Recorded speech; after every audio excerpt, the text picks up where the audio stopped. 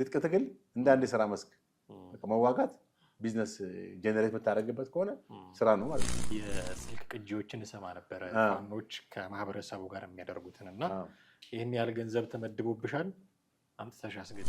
ለምሳሌ ከህወሓት ጋር መገናኘቱን የአማራ ህዝብን አስፈቅዶ ነው ህዝቡ ከቲፒኤልኤፍ ጋር እንድትሰሩ ሳይሆን ኦኬ አለ የሚባለውን ችግር አትሊስት እንድታስወግዱለት። ያው ህዝቡ እነሱን አሳይን አድርጎ ተዋጉልኝ ታገዱልኝ ባይላቸው እውነተኛ የፖለቲካ ታጋይ ነው ወይ? እውነተኛ የህዝብ ልጅ ነው ወይ? ለአማራ ህዝብ ህይወቱንና እንትኑን መስዋዕት የሚያደርግ ነው ወይ? ፍላጎት ካለ ያንን ፍላጎት በግልጽ ተናግሮ ከምትሰራው አጋር ጋር አብረ መስራት እየተገባ ለብር የምትደብቀው የሚደበቅ የሚያሳፍርስ ነገር ነው ወይ? የአማራ ህዝብ ጥያቄ ይሄን የሚያክል ሰፊ ህዝብን የአንድና ሀገር በአፍሪካ ውስጥ 40 ሚሊዮን ህዝብ ያለው ህዝብ እኮ ሰፊ ትልቅ ህዝብ ነው። የዚህን ህዝብ ታላቅነት እንትን በሚስጥር ኪስ ውስጥ አስገብቷል ማለት እቺ ሚስጥር ኪስ ማለት እቺኛዋ ለዘመነ ትግርኛ ከቻሉ አላውቅም በምን እንደሚገናኙ ግልጽ አይደለም። ግን ጥያቄዎቻችንን ፍላጎቶቻችንን ደብቀን ነው የምንሰራው ከቲፒኤልኤፍ ጋር ብሎ በአደባባይ መናገር አዋጭ ስትራቴጂ ነው። ጋር እንግዲህ ህብረት መፍጠር በኢትዮጵያ ውስጥ ያደረሰውን ቁስል በአማራ ህዝብ ላይ ያደረሰው ቁስል ትተውት በኢትዮጵያ አማራ ህዝብ ላይ ከባድ ቁስል ያደረሰው ማን ነው? ህወሓት አይደል? በዋነኛነት ይሄንን ትተው እንዴት ነው አሁን መወዳጀታቸውን የአማራ ህዝብ ይፈልገዋል?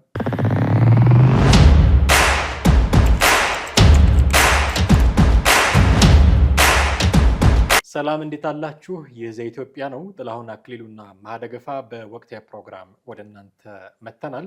የዛሬው መወያያ ርዕሳችን የፋኖ የአማራ ህዝብ ጥያቄን ይዋሻሉ፣ የአማራ ህዝብ ጥያቄን አይደለም ያነገቡት የሚል ትችት እየቀረበባቸው ነው። እንደውም ባለፈው መግለጫ ላይ ዘመነ ካሴ ጥያቄዎቻችንን በሚስጥር ኪሳችን ይዘን ነው ከሌሎች ጋር አብረን የምንሰራው የሚል ነገር መናገሩ በጣም ብዙ ትችቶችን እያስነሳበት ይገኛል። እነዚህን ትችቶች የራሱ የዘመነንም ንግግር አንድ ላይ አድርገን ፋኖ በእርግጥ የአማራውን ጥያቄ ነው ወይ ኢንተርቴን እያደረገ ያለው ወይንስ የራሱን የስልጣን ፍላጎት ነው? በሚስጥር ኪስ የሚቀመጥ ጥያቄ አለ ወይ? ጥያቄን ደብቆስ ከሌሎች አጋሮች ጋር አብሮ መስራት ይቻላል ወይ የሚሉትን ጉዳዮች በጥቂቱ ለመፈተሽ እንሞክራለን። አብረናችሁ የምንቆየው ጥላሁን አክሊሉና ማህደገፋ ነን። እስከ ፕሮግራማችን ፍጻሜ ድረስ እናንተም አብራችሁን ቆይታችሁ ተከታተሉን ዘንድ የአክብሮት ግብዣችን ነው። ከኛ ጋር ስትሆኑ ቻናላችንን ሰብስክራይብ ማድረግ፣ የደወል ምልክቱን መጫን፣ ቪዲዮቻችንንም እንዲሁ ሼርና ላይክ ማድረግ እኛ ከእናንተ የምንጠብቀው የትብብር ስራ ነው። አስቀድመን ግን ስለምታደርጉት ትብብር ሁሉ እጅግ አድርገን እያመሰገንን በቀጥታ ወደ ዛሬው ፕሮግራማችን እናልፋለን። አብራችሁን ቆዩ። ጥሌ እንዴት አለ? ሰላም ነኝ፣ እግዚአብሔር ይመስገን አለን። በመግቢያ ላይ ማለት እንደሞከርኩት የፋኖ ትግል አሁን የደረሰበት ሁኔታ ይታወቃል። ጥያቄዎች ግን እየተነሱበት ነው። ለአማራ ህዝብ ጥያቄዎች እንታገላለን ይላል እንጂ ይሄ ውሸት ነው የሚል ከፍተኛ ትችት እየተነሳበት ነው። እኔ ይህንን ውይይት ብንጀምር ደስ የሚለኝ ምንድን ነው የአማራ ህዝብ ፍላጎት ራሱ? አሁንም እየተነሳ ያለው ጥያቄ ፋኖ የራሱ ጥያቄዎች አሉት፣ የአማራ ህዝብ ሌላ ነው ጥያቄው። ስለዚህ እየዋሹ ነው፣ የፋኖ መሪዎች እየዋሹ ነው። የአማራን ህዝብ ፍላጎት የአማራን ህዝብ ጥያቄ አይደለም ይዘው እየታገሉ ያሉት። ስለዚህ ውሸት ላይ ናቸው። በአንደበታቸው የአማራን ህዝብ ጥያቄ ነው ይዘን እየታገል ነው ይላሉ። በተግባር ግን የሚያደርጉት ነገር ሌላ ነው ከተባለ ኦኬ የአማራ ህዝብ ፍላጎት ምንድን ነው የሚለው እዚህ ጋር አይደንቲፋይ መደረግ ያለበት ይመስለኛል። ትክክል። የአማራ ህዝብ ብቻም ሳይሆን ማንኛውም ህዝብ እንደ ህዝብ የራሱ መሰረታዊ ጥያቄዎች ይኖራታል።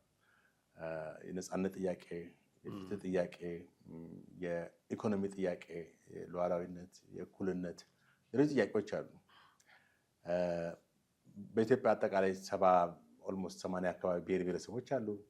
እነዚህ ብሔር ብሔረሰቦች እያንዳንዳቸው የራሳቸው ጥያቄዎች፣ መብቶች እንዲከበርላቸው በእኩልነት ለመኖር ይፈልጋሉ።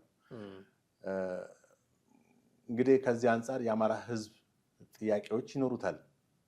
ህዝብ ነው። ይሄ ጥያቄዎቹ ማለት መብቶቹ ሳይከበሩ ወይም ካልተረጋገጡለት ጥያቄ ማንሳቱ አይቀርም እና አሁን እንግዲህ በዚህ በኩል ደግሞ ለአማራ ህዝብ ታገላለሁ ብሎ ካለፉት 3 ዓመታት በኋላ ጀምሮ የተንቀሳቀሰ ያለው ኃይል የአማራን ህዝብ ጥያቄ ይዤ ነው የተንቀሳቀስኩ ነው የሚለው። በእውነት በእርግጠኛነት የአማራ ህዝብ ጥያቄ አሁን ፋኖ በሚያስተጋባውም ልክ ነው ወይ? የአማራ ህዝብ ጥያቄ የአማራ ማህበረሰብስ የኔ ጥያቄ በፋኖ በኩል ይስተጋባ በቃ እሱ ነው ብሎ ወክልና ሰጥቶታል ወይ የኔን ይወክለኛል ብሎስ አፕሩቭ አድርጓል ወይ? በአማራ ክልል ኦልሞስት ወደ 40 ሚሊዮን የሚያክለው ህዝብ እንግዲህ ሰፊ መልክዓ ምድር ነው። አማራ ስትል የሆኑ ሰዎች ብቻ አይደሉም። ኢቭን በቁጥርም በጣም ከፍተኛው ነው። ከኦሮሞ ህዝብ ቀጥሎ በጣም ከፍተኛ ምናልባትም እኩል ሊሆኑ የሚችሉ ናቸው። የኦሮሞ ህዝብም አማራ ህዝብም በ40ዎቹ ውስጥ ያሉ ናቸው። አንዳንዴ የዚህ የስታቲስቲክስ ነገር አንዱ ብሔር ራሱን በጣም ከፍ አድርጎ ያደርጋል። ለምሳሌ አንዳንድ የኦሮሞ ተወላጆች 60 ሚሊዮን ነን ይላሉ። ኔቨር እንዴት አይነት ቁጥር ተቆጥሮ ነው 60 ሚሊዮን የሚሆኑት? ከአማራ ጋር ተመጣጣኝ ናቸው። ምናልባት ቢበልጡም በተወሰነ ደረጃ ይበልጣሉ። አማራም ወደ 40 ነው፣ ያኛው ወደ 40 ነው። አለበለዚያ እኮ ያም 60 ከሆነ ያም 60 ሁለቱ የኢትዮጵያን ህዝብ ሞሉት ማለት ነው። አይ ለራስ ሲቆርሱ አሳንሱ አይነት እንትን ችግሩ ምንድነው? የኢትዮጵያን ስታቲስቲክስ የብሔራዊ ስታቲስቲክስ ሪፖርት አያደርግም ማለት የኢትዮጵያ ህዝብ ቁጥር ራሱ አሁን 130 ይባላል። ተቆጥረንም አናውቅም። የአዲስ አበባ ህዝብ ቁጥር ስንት ነው? አሁንም እንደ ድሮ 3 እና 4 ሚሊዮን አሉ። 15 አሁን ከ10 በላይ እኮ ነው፣ ወደ 14 15 አሁን ደግሞ ለማወቅ የግድ መቆጠር አለበት። እና ይሄን 40 ሚሊዮን የሚያክል በግምት ማለት ነው በ40 ሚሊዮን የሚጠጋን ህዝብ ሰፊ ህዝብ ነው። 40 ሚሊዮን ማለት የአንድ ሀገር ህዝብ ነው። አንዳንድ ሀገሮች እኮ 2 እና 3 ሚሊዮን ህዝብ ብቻ ያላቸው 2 ሚሊዮን ከዛም በታች ያለው እሱማ አይተናል እኮ በዓለም ዋንጫም ባለ በጣም ኤክስትሪም ደግሞ ትንንሽ የሆኑ በመቶ ሺዎች የአንድ ቀበሌ የሚያክል ህዝብ ይዞ ለዓለም ዋንጫ ያለፈው ህዝቦችም እንዳሉ ቡድኖችን አይተናል። ዞሮ ግን እነዚህ የአማራ ህዝብ ሰፊ ነው። ሰፊ መልክዓ ምድር ያለው፣ ሰፊ ግዛት ያለው፣ ሰፊ ማህበረሰብ ኢቭን አማርኛ ቋንቋ ቢናገርም የተለያዩ ጎሳዎች ያሉት አይደል እንዴ? በተለያዩ ጎንደር ውስጥ ለምሳሌ የተለያዩ ጎሳዎች አሉ። ጎጃም ውስጥ እንደዛ፣ ወሎ ውስጥ እንደዛ፣ ሸዋ ውስጥ እንደዛ እና በጣም ዳይቨርሲፋይድ የሆነ ነው። አማራ በሚለው በአጠቃላይ ይጠቃልላል እንጂ አንድ ነው። ስለዚህ የዚህ ህዝብ ማህበረሰብ የፖለቲካ ኢንተረስት፣ የፖለቲካ ሀሳቤን፣ የፖለቲካ ህልውናን እኔ ነኝ ማስጠብቀው ብሎ ሲል በጣም ፐርፌክት መሆን አለበት ማለት ነው። ምክንያቱም የህዝቡ ፍላጎት በጣም ሰፊ ነው። በኮመን ሴንስ እንኳን ብትወስዳቸው የአማራ ህዝብ ፍላጎት አንድ ሊሆን አይችልም። ለምሳሌ ጎጃም ያለው የአማራ ህዝብና ጎንደር ካለው ወሎ ካለው ሊለያይ ይችላል። የጋራ በሚያደርጋቸውን እንኳን ነጥቦችን 10 ነጥቦች 5 ነጥቦችን ወስደ እንኳን ብትል ይሄ ፋኖ ያንን ሪፕሬዘንት ያደርጋል ወይ? አብሶሉትሊ እውነተኛ የፖለቲካ ታጋይ ነው ወይ? እውነተኛ የህዝብ ልጅ ነው ወይ?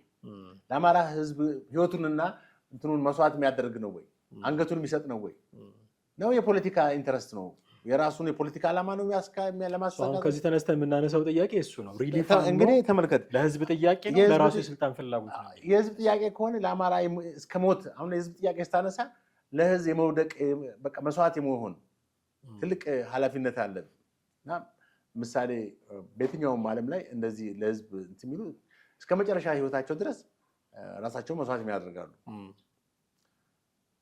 በዛ ልክ ላይ በዛ ደረጃ ላይ መስዋዕትነትን እስከ መክፈል ድረስ ነው ወይ የተሰለፈው? በሀቀኝነት ነው እዛ ጋር የአማራን ህዝብ ጥያቄ ለማስተጋባት እንትን ያለው? ለምሳሌ ከህወሓት ጋር መገናኘቱን የአማራ ህዝብን አስፈቅዶ ነው ይፈልገዋል ወይስ እንደው የአማራ ህዝብ ሲፈልገዋል? ከህወሓት ጋር ከሻዕቢያ ጋር ግንኙነት የሚያደርግበትን ጉዳይ ከሱዳን ጋር እዛ ዘልቀው የሚያደርገው ግንኙነት ጽምዶ በሚል ፕሮግራም ወይ ሲስተም ውስጥ መጠቃለል ውስጥ የአማራ ህዝብ ፍላጎት ነው ሊል ነው? አየህ፣ እነዚህ ሰዎች ያው የፖለቲካ ጨዋታ ላይ ናቸው ያሉት። በአማራ ስም የነገዱ ነው። በአጠቃላይ የፖለቲካ ጋምብሊንግ ቁማር ላይ ናቸው ያሉት ብዬን ማስቡ። ከዚህ የተነሳ የሚነሳው አንዱ ጥያቄ ምንድን ነው?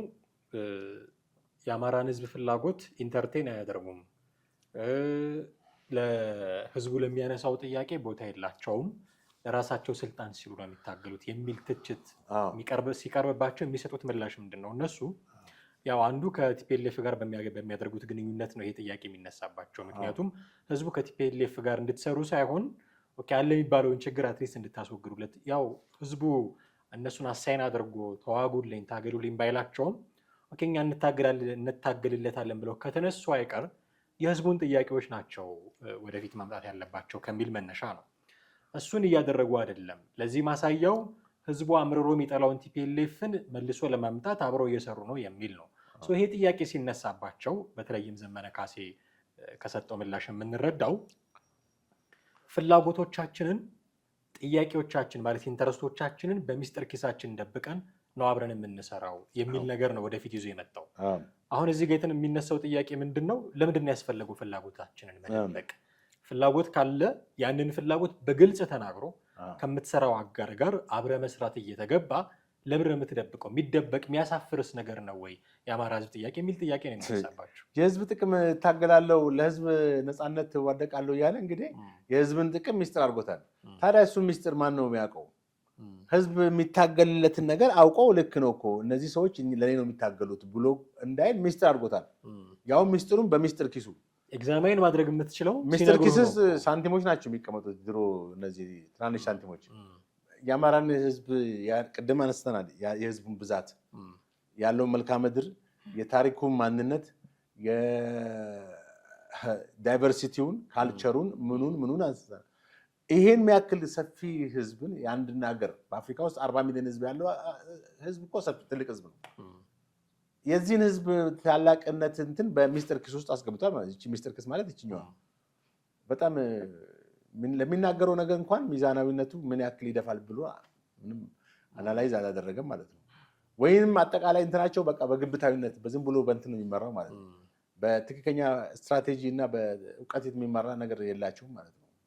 እንደዛ ይመስለኛል እንጂ ሲጀመር ከህወሓት ጋር ተደራደሩልኝ ብሏል ወይ እነሱ? አሁን ኖርማሊ ምን ያስታውቃሉ እኮ አይደል እንዴ? ቲፒኤልኤፍ በምን አይነት ቁመና ላይ ነው ያለው? ጦርነት ወጣቱን በኃይል እያፈሰ የትግራይን እንትን ባስገድዶ መንገድ እንትን እያደረገ በክልል ውስጥ የራሱን ፈላጭ ቆራጭነት ብቻ ያነገሰ ድርጅት ነው። ስለዚህ ከቲፒኤልኤፍ ጋር እንግዲህ ህብረት መፍጠር በኢትዮጵያ ውስጥ ያደረሰውን ቁስል በአማራ ህዝብ ላይ ያደረሰው ቁስል ትተውት በኢትዮጵያ አማራ ህዝብ ላይ ከባድ ቁስል ያደረሰው ማን ነው?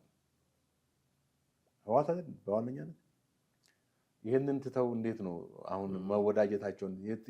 የአማራ ህዝብ ይፈልገዋል? እነሱ የራሳቸውን ሀሳብ የራሳቸውን የፖለቲካ ግብ አቺቭ ለማድረግ ነው እንጂ የሚሄዱት የአማራን ህዝብ ጥቅም ነው ተብሎ ሊታሰብ አይችልም። እኔ በዚህ መሀል ማንሳት የሚፈልገው ጥያቄ ኦኬ፣ አሁን ሚስጥር ኪስ ውስጥ እናስቀምጣለን መባሉም ልክ ላይሆን ይችላል። የህዝቡን ጥያቄ በዚህ ደረጃ ማንሳት ምናልባት ወደ በኋላ እናነሳዋለን። ጥያቄ ማሳነስ ነው ወይ የሚለውንም ነገር ልናነሳ እንችላለን። ግን አብሬ እሰራዋለሁ ከምትለው አካል ጋር የምትሰራበትን መንገድ በአደባባይ መናገርስ አግባብ ነው ወይ? አሁን በግልጽ እያሉ ያሉት መቼም እኛ እንደሰማነው የዘመነ ንግግር የህወሓት ሰዎችም ይሰሙታል። አማርኛ ይሰማሉ እንደምታውቀው በደንብ። እነ ዘመነ ትግርኛ ከቻሉ አላውቅም በምን እንደሚገናኙ ግልጽ አይደለም። ግን ጥያቄዎቻችንን ፍላጎቶቻችንን ደብቀን ነው የምንሰራው ከቲፒኤልኤፍ ጋር ብሎ በአደባባይ መናገርስ አዋጭ ስትራቴጂ ነው ወይ?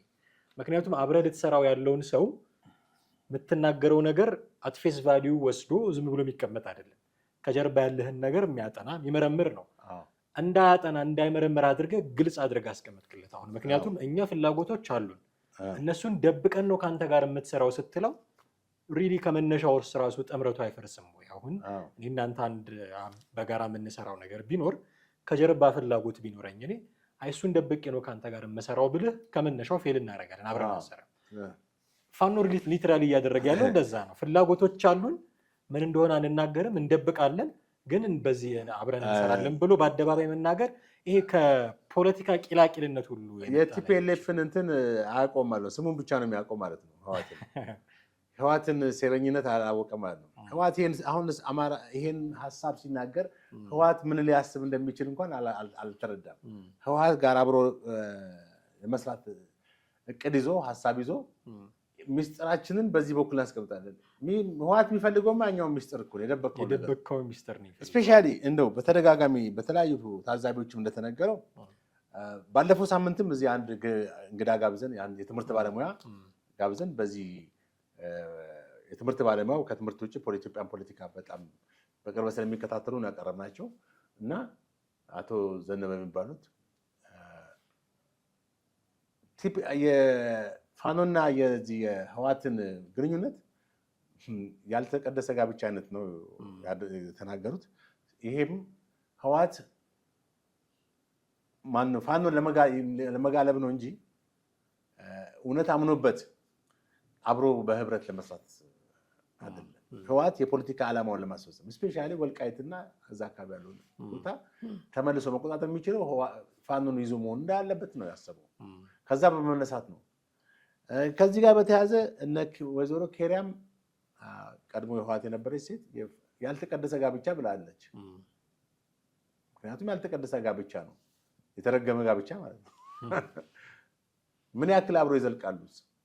የውሸት ሚስጥርን እዚህ ይዘህ ከዛኛው ጋር አብረህ ትሄዳለህ። እንዴት ነው የምትሄደው? እሱም ደግሞ ስትራቴጂ ብለህ ያልከውን በአደባባይ ደግሞ ትናገራለህ። ካለ አንተ ሚስጥር ብለህ ያዝከውን ህወሓት አለ ምንም ብሎ በፊት የሚስጥር ፖሊስ የሚል ጽሑፍ የተጻፈባቸው ፖሊሶች በአደባባይ ይቆሙ ነበር አሉ። ሚስጥር ፖሊስ ተብሎባቸዋል፣ ግን በአደባባይ ይታያል። እንደዛ እንዲህ አይነት ነገር ነው ዘመነ ካሴ እያደረገ። ግን ዞሮ ዞሮ እነዚህ ኃይሎች አሁንም በአማራ ህዝብ ተቀባይነት ለማግኘት ነው የአማራን ህዝብ ጥቅም እናስጠብቃለን እና እመነን ለማለት ነው። ግን የማያስኬድ አይደለም። መጀመሪያ እነሱ የአማራ ህዝብ ኦፊሴላዊ በሆነ መንገድ ወይም በገሃድ ትክክል ናቸው ብሎ ሲናገር አልሰማውም። እንደውም ከዛ ይልቅ በክልሉ እነሱ ትጥቅ ትግል ከጀመሩ ጀምሮ በክልሉ እየደረሰ ያለው የሰብአዊ ቀውስ፣ የሰዎች መገደል፣ በክልሉ ያሉ መሰረተ ልማቶች መውደም፣ የትምህርት መስተጓጎል፣ ሰዎች ከቦታ ቦታ እንዳይንቀሳቀሱ ማደረግ፣ ኢቭን የሃይማኖት ቦታዎች ሁሉ ሴኪውርድ አለመሆን፣ የቱሪዝም በአማራ ክልል አሁን ቱሪዝም ከፍተኛ ገቢው ነው ከኦሮሚያ ጋር ያልተናነሰ ትላልቅ ቅርሶችና ጥንታዊ እንትኖች ያሉበት ቦታ ነው። ያ ቦታ ላይ አሁን ቱሪዝም ቀንሷል። ይህም ራሱ ክልሉን እየጠቀሙት ነው፣ ታዲያ እየጎዱት ነው። የአማራን ህዝብ እየጎዳ ነው እየጠቀምነው ነው ማለት ያለባቸው። እየጎዱት እኮ ነው ባጭሩ። ስለዚህ እነሱ የአማራ ጥቅም የሚሉት የአማራን ህዝብ አሁን መከራውን እየበላ እንዲኖር እያደረጉ ያሉት እነሱ አይደሉም። እነሱ በእርግጥ ነፃ ለማውጣት በሚል ነው እየታገሉ ያሉት። ግን በተጨባጭ ያለውን ነገር ነው ማየት ያለብን። መቼ ነው ነፃ የሚያወጡት? የዛሬ 10 ዓመት 20 ዓመት እስከዛ ድረስ አፈርድሜ ማስበላት። ግን ያለው አማራጭ ምንድን ነው? ከዚህ በፊትም ደጋግመን እንደምንናገረው ሰላማዊ መድረኮች አሉ። ምንም ቢሆን ስለ ሰላም ነው። በቃ ከሰላም ውጭ ምንም በዚህ በ21ኛው ክፍለ ዘመን ጦርነት ምንም እንደማያዋጣ በጣም በጣም በጣም በብዙ በአሁኑ ሰዓት እኮ ጦርነት እያካሄዱ የእርስ በርስ ጦርነት እያካሄደ ሀገር ያለ አይመስለኝም። በዩክሬን እና ሩሲያ የእርስ በርስ ጦርነት አይደለም፣ ያው ሀገርና ሀገር ነው። እስራኤልም ከኢራንና ከሐማስ ጋር የምታደርገው የሀገር ጦርነት ነው። የእርስ በርስ ጦርነት አለ። ሱዳን ያው ጎረቤትነን ተዛምቶብናል። እኛና ሱዳን ይነስም ይብዛም የኛ ሀገር እኛና ሱዳን ማለት በአፍሪካ ውስጥ እኛና ሱዳን፣ ሌሎች ሀገሮች አቁመዋል። ተመልከት። ይሄ ራሱ ኋላ ቀርነታችን ምን ያክል እንደሆነ ተመልከት። በጣም ኋላ ቀርነት መሆኑ እኮ ነው የሚያሳየው። ሌሎች ሀገር ከተው በቃ ይሄ ሲቪል ዋር ኋላ ቀርነት ባክዋርድነስ ነው በቃ። እና እሺ እነሱ በኃይል ስልጣን ያዙ። ከዛ በኋላ ኢትዮጵያ ሰላም ትሆናለች ብሎ ያስባሉ? የሩቁን ነው ያስቡ አይደለም። የሾርት ሳይት ነው እኮ እያዩት ያሉት። በቃ ስልጣን ያዙና እንበል። ከዛስ እነሱ የሚቃወም ደግሞ ሌላ ኃይል እኮ ጠመንጃ ይዞ ይነሳል። አማራን ነው ስልጣን ያስወጡት አይደል? ወይም አማራን እንግዲህ ያው ዞሮ ዞሮ አማራን ነፃ ለማውጣት ስልጣን መያዝ አለባቸው አይደለ? እነሱ ስልጣን ሲይዙ ደግሞ ሌላው መነሳቱ ይቀራል። እንደዚህ ነው። ስለዚህ ስልጣን መሆን ያለበት ጋርሰሽ ነፃ መሆን አለብኝ ብሎ ሌላ ኃይል ይነሳል። እንዘሎንግ አርቀስ ታስበው ማለት ነው። እነሱ ከዛም ፖለቲካ ውስጥ የሉበትም። አሁን በምንለው ጨዋታ ውስጥ የሉበትም። እነሱ ሾርት ሳይት ነው ያላቸው። ይህን መንግስት ማስጨነቅ ነው። ከውጭ ፑሽ የሚደረጉበት ነገር አለ። ያው ገንዘብን ፈንድ ይደረጋል መሰለኝ። በቃ ማስጨነቅ ነው። የስራ መስክም ሁኔታም አድርገው ወዘውታል። ስራ ትጥቅ ትግል እንደ አንድ የስራ መስክ መዋጋት ቢዝነስ ጀነሬት የምታደርግበት ከሆነ ስራ ነው ማለት ነው። አንዳንድ የስልክ ቅጂዎችን እሰማ ነበረ ፋኖች ከማህበረሰቡ ጋር የሚያደርጉትን እና ይህን ያህል ገንዘብ ተመድቦብሻል፣ አምጥተሽ አስገቢ መተሽ የማታስገቢ ከሆነ እንደ ሸኔ ጀምረዋል ማለት ነው። እጥፍ ይደረጋል አይነት የሚሉ ነገሮች ፋኖ እንደ ገቢ ምንጫቸውም ትሪት የሚያደርጉ። ስለዚህ ፋኖነቱን ከሸኔም ጋር የሚጋራው ባህሪ አለ ማለት ነው። ጠቅላይ ሚኒስትሩ እንደሚሉት የአማራው ሸኔ እያሉ እንደሚገልጹት ብቻ እንደዚህ የሚገለጹ አገላለጾች ለሰላም የሚደረጉ ጥረቶችን ስለሚያደፈርሱ ትንሽ ጋብ ቢደረጉ ጥሩም በሚሉት ስም እየጠሩ ግን ለሰላም የሚደረገውን ጥረት እነሱም ደግሞ እንዲቀበሉት ማበረታታቱ ነው የሚሻለው። ግን በዚህ ደረጃ ነው እንግዲህ ፋኖ ላይ ከፍተኛ ትችቶች እየቀረቡ ያሉት። የአማራን ሕዝብ ጥያቄ የሚስጥር ኪስ ውስጥ የሚያስገቡት ያነሰ ጥያቄ አይደለም እና የራሳቸውን የስልጣን ፍላጎት ለማሟላት ነው። ያው እነሱ መደበቃቸው ነው። ግን ደግሞ በዚህም አንጻር ሲተራጎምባቸው እናያለን። ምን አይነት ሁኔታ ላይ ይደርሳሉ የሚለውን አብረን የምናየው ነገር ነው የሚሆነው። እጅግ አድርጌ አመሰግናለሁኝ ጥሌ። ውድ ቤተሰቦቻችን እናንተም ከኛ ጋር ነበራችሁ ቆይታ በእውነት እጅግ አድርገን እናመሰግናለን። እንደተለመደው ሀሳብ አስተያየት ጥያቄዎቻችሁን ልታደርሱን ትችላላችሁ። እኛ ግን የዛሬው ፕሮግራማችንን እዚህ ላይ እናበቃለን። ጥላሁን አክሊሉና አማሃ ደግፋ ነበርን። በሚቀጥለው በሌላ ርዕሰ ጉዳይ እንጠብቃችኋለን። እስከዚያው ጤና ይስጥልን።